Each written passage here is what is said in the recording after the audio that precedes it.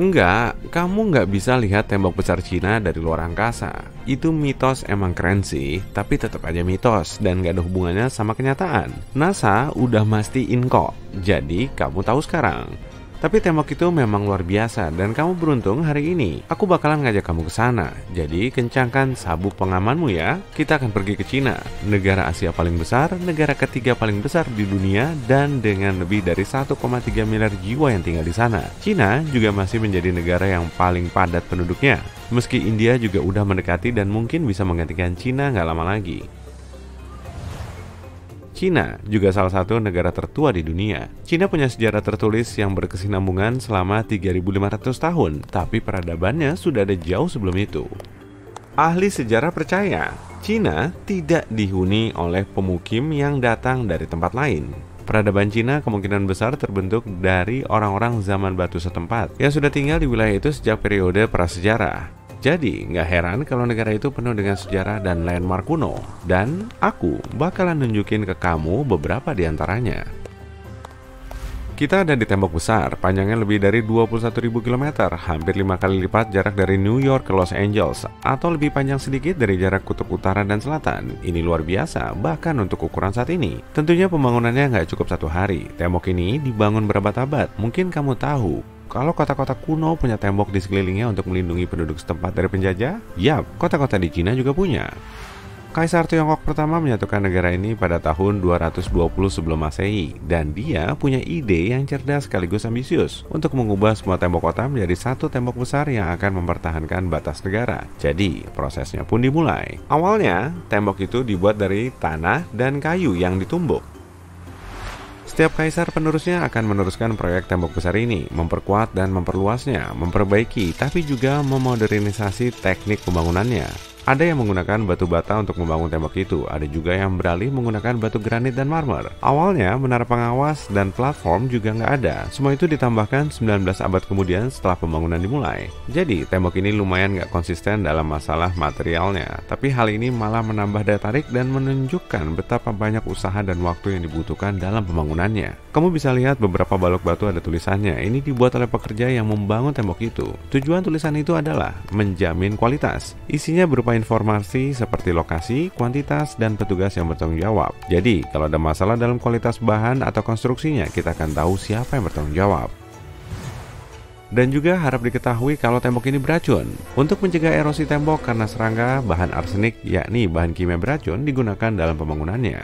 Jadi, sebaiknya tahanlah keinginan anehmu itu untuk menjilatnya. Pembangunannya berhenti pada akhir abad ke-19 karena tembok itu kehilangan kepentingan strategis dan militernya akibat kemajuan teknologi. Tembok udah nggak terlalu efisien lagi, bahkan hampir nggak ada manfaatnya. Jadi, pembangunan tembok ini berlangsung selama lebih dari 2000 tahun dan ini masih menjadi proyek pembangunan terpanjang di dunia.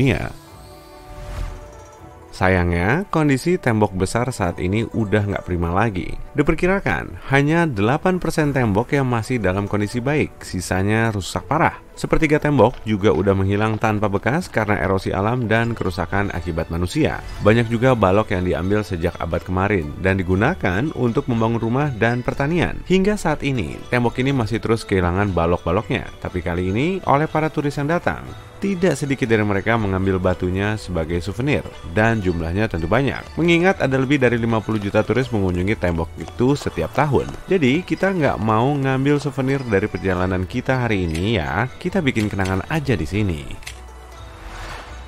Mari kita berkunjung ke kota terlarang sekarang. Ini adalah istana kekaisaran yang membutuhkan waktu 16 tahun proses pembangunan dan selesai 600 tahun yang lalu. Ini adalah istana terbesar di dunia sampai saat ini dengan 980 gedung dan lebih dari 8.000 kamar. Kenapa terlarang? Berabad-abad yang lalu, orang-orang biasa kayak kita nggak boleh jalan-jalan di jalanan kota itu karena kota ini dianggap tempat suci dan rumah bagi para kaisar. Tidak ada yang bisa masuk ataupun keluar dari kota itu tanpa izin dari kaisar. Sekarang, orang-orang Cina lebih sering menyebutnya sebagai bekas istana, tapi dalam bahasa Cina pastinya, aku nggak tahu cara nyebutnya. Desain istana itu bukan sembarang desain. Detailnya mencerminkan arsitektur tradisional Cina dan bahkan warnanya dipilih dengan bantuan Feng Shui. Atap-atap kota itu berwarna kuning yang melambangkan kekuasaan tertinggi sang kaisar. Sebagian besar dinding dan pilar kota berwarna merah, melambangkan api, tanah, dan dukungan yang kuat. Lantainya terbuat dari sesuatu yang dinamakan bata emas. Ini memang bukan emas asli, tapi uniknya sama berharganya. Sangat sulit membuat bata emas, terlebih lagi meniru teknik kunonya. Dua ubin asli dari kota terlarang dijual dengan harga 800.000 yuan atau setara dengan 115.000 dolar Amerika.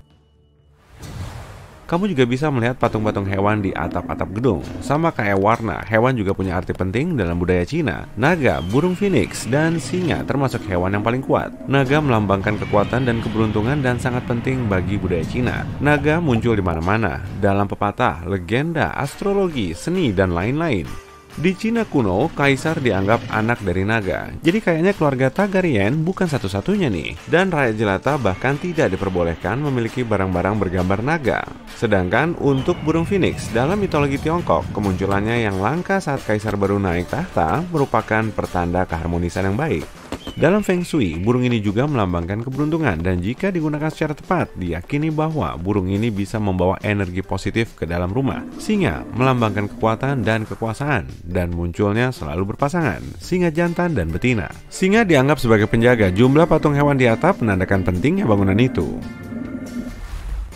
Kota ini terbuat dari kayu dan tanpa menggunakan paku karena paku dianggap sebagai kekerasan, jadi dilarang.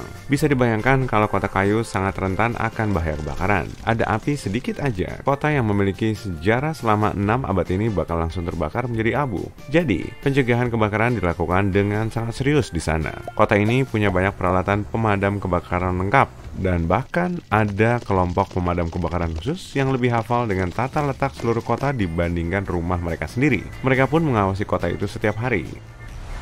Saat berjalan-jalan di sekitar kota, kamu bisa melihat sesuatu yang sangat tidak biasa.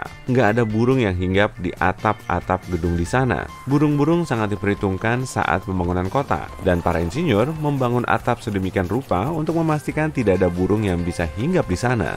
Bubungan atapnya lebih lebar dari cakar burung, dan kemiringan tiap atap dibuat lebih tinggi. Selain itu, atapnya juga terbuat dari ubin yang licin, jadi burung tidak bisa hinggap. Kenapa sih anti banget sama burung? Ya, dengan begitu, kota ini akan tetap bersih dan tampak lebih megah. Jadi di kota ini nggak ada burung, tapi ada lebih dari 100 ekor kucing. Kucing sebenarnya adalah bagian penting dalam kisah ini. Sebagian dari kucing-kucing ini adalah keturunan kerajaan. Dua dinasti kekaisaran yang tinggal di kota ini memelihara kucing.